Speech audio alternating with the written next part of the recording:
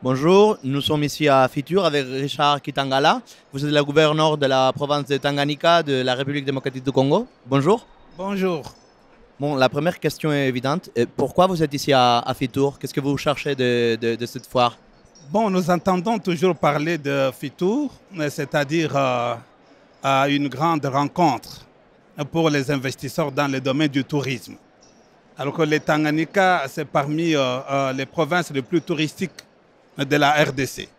Nous regorgeons beaucoup de sites touristiques et nous nous sommes dit, allons visiter pour la première fois pour que nous puissions avoir une idée de ce que nous aurions ou nous allons faire l'année prochaine pour venir aussi présenter la province du Tanganyika. Quels sont les atouts de la province? Pourquoi les visiteurs doivent y aller, se rendre pour visiter, connaître la province? La province du Tanganyika, c'est l'une des grandes provinces de la RDC, de la République démocratique du Congo. Nous sommes la troisième province au point de vue étendu.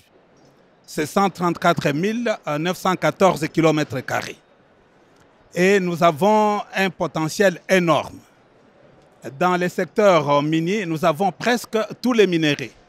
Nous avons le cobalt, nous avons le cuivre, nous avons la cassitérite, nous avons le lithium, nous avons l'or, nous avons le coltan, nous avons le pétrole dans les lacs Tanganyika. Oui. Ça, c'est dans les secteurs miniers. Au point de vue agriculture, pêche et élevage, dans l'agriculture, nous avons une terre fertile qui est comptée parmi les meilleures terres au monde.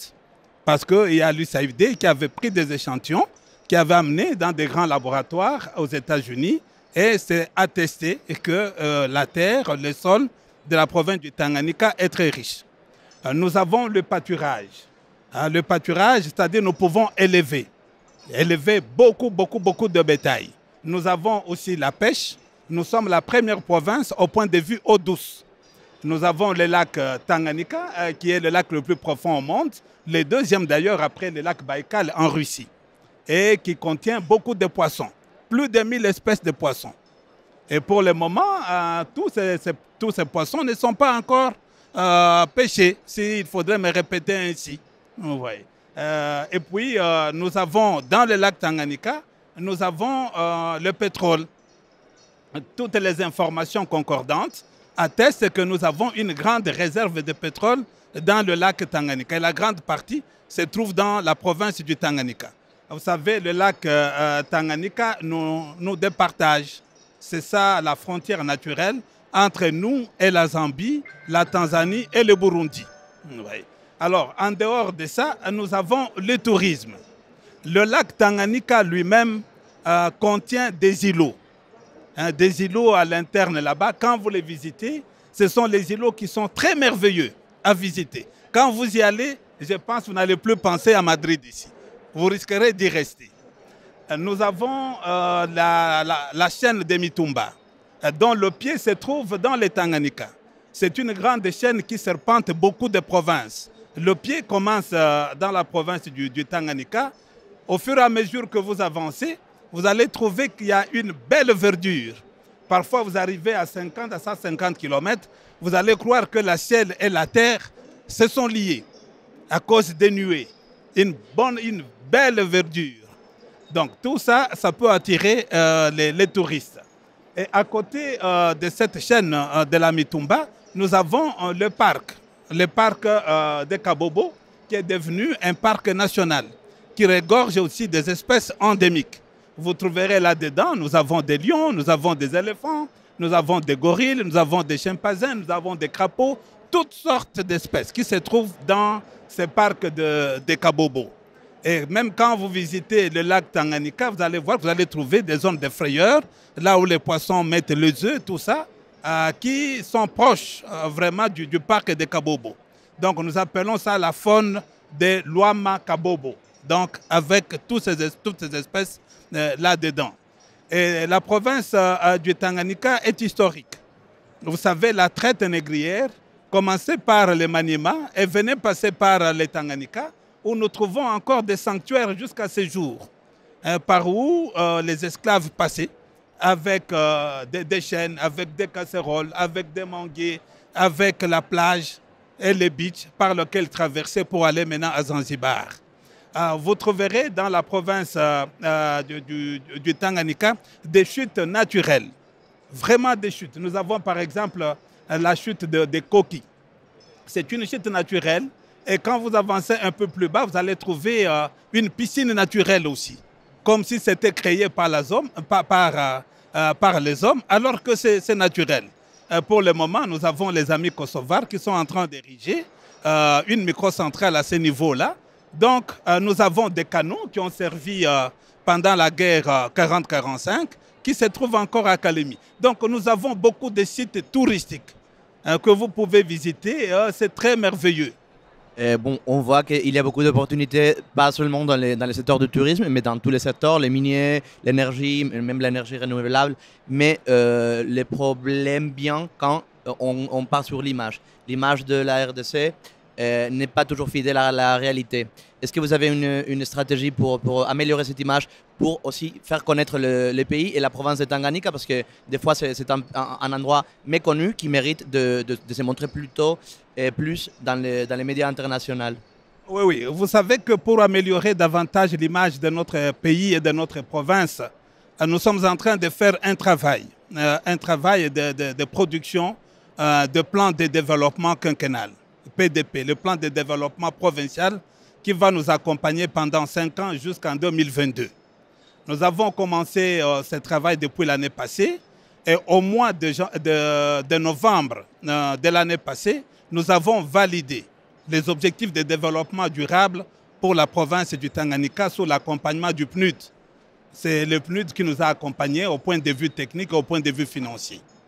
Et dans ce plan de développement provincial, nous avons retenu 4 grands secteurs, donc 4 grandes orientations, donc comme priorité pour la province du Tanganyika. La première priorité, ce sont les voies de communication.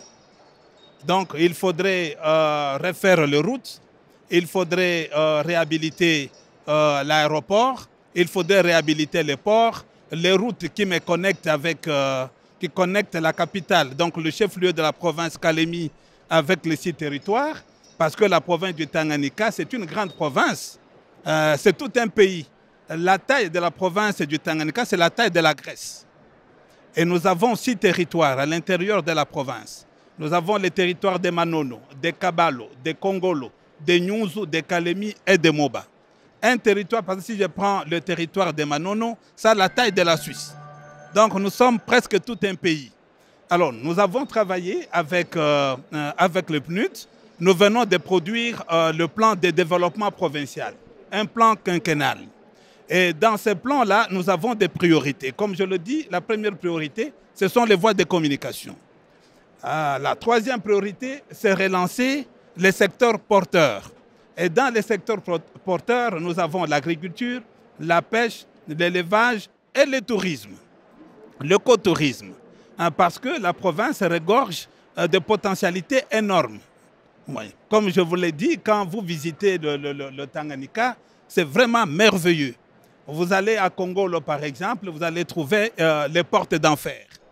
C'est le bief navigable du fleuve Congo qui arrive à un certain moment. L'eau commence à taper dans le pierre, dans de grosses pierres, et ça fait de bruit, et ça fait une chute. On appelle ça porte d'enfer. Ça, c'est le territoire de Kongolo. Quand vous allez à Manono, toujours dans les Tanganyika, vous allez trouver des remblais, parce qu'il y a une ancienne société qu'on appelle la Géomine, qui a exploité longtemps là-bas. Alors, les remblais qu'on jetait là-bas ont formé des montagnes. Vraiment beaucoup de montagnes. Et c'est là que se trouve le lithium. Je ne vous ai pas parlé du lithium. Pour le moment, il y a une société australienne qui est en train de forer des puits. Elle en avait envisagé 100, mais sur 100, ils sont au 7e puits. Et dans le 7 sur 7 contiennent de lithium. Vous voyez, c'est le minerai le plus recherché pour le moment. Alors, quand vous venez à Moba, c'est le ranch, le pâturage. Vous pouvez faire des milliers et des milliers de kilomètres en train de cultiver, en train d'élever. Il y a des sociétés belges qui sont là-bas en train de pratiquer l'élevage. C'est là qu'on appelle la chaîne de Marungu. Vous trouverez ça, ça se trouve à Moba. Très merveilleux aussi. Très beau, très joli à voir aussi. quand vous quittez Moba, vous venez à Kongolo, j'ai parlé des ports d'enfer. Vous allez à Kabalo, c'est sur le fleuve, le bief navigable du fleuve Congo. Nous avons le bief le plus long et le plus navigable en RDC, ça se trouve dans ma province. Vous quittez Kongolo jusqu'à Kabalo, Kabalo jusqu'à Ankoro. Ankoro, c'est le village natal du chef de l'État. Après Ankoro, vous allez jusqu'à Bukama. Et Kabalo est au bord donc, du fleuve Congo.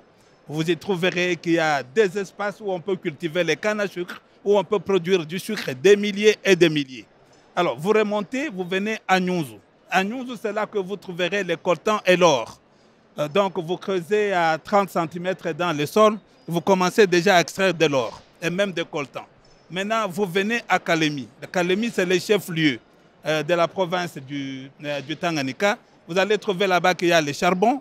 Vous allez trouver qu'il y a les coltans à 18 km. C'est là que se trouvent les parcs même de Kabobo. C'est là que se trouvent les pieds de la chaîne de Mitumba. La traite négrée, les sanctuaires sont passés par là. Donc, beaucoup de choses qu'on retrouve dans ma province. Donc, nous pensons qu'avec le plan provincial de développement que nous venons d'arrêter avec le PNUD, nous allons au mois ici, le mois de janvier, le mois de février, commencer maintenant à élaborer des projets bancables pour chaque secteur. Nous disons qu'est-ce que nous voulons dans l'agriculture, qu'est-ce que nous voulons dans la pêche, qu'est-ce que nous voulons dans l'élevage, qu'est-ce que nous voulons dans le tourisme, ainsi de suite. Et au mois de mars ou avril, nous allons organiser une table ronde des bailleurs de fonds. Les bailleurs de fonds locaux, nationaux et internationaux. C'est ainsi que j'ai partagé avec votre directeur que nous allons vous inviter pour que vous veniez aussi voir les merveilles de la province du Tanganyika. Parce qu'il faut communiquer les merveilles, parce que sinon ça reste inconnu. Tout à fait. C'est ainsi que j'ai partagé avec votre directeur de venir dans la province du Tanganyika. Nous allons vous écrire officiellement. Vous venez, vous prenez tout ça et maintenant vous communiquez à la face du monde pour qu'on puisse découvrir davantage la province du Tanganyika avec toutes ces merveilles. Merci, gouverneur. On fera plaisir de visiter votre province et de découvrir ces merveilles. Merci. Merci beaucoup.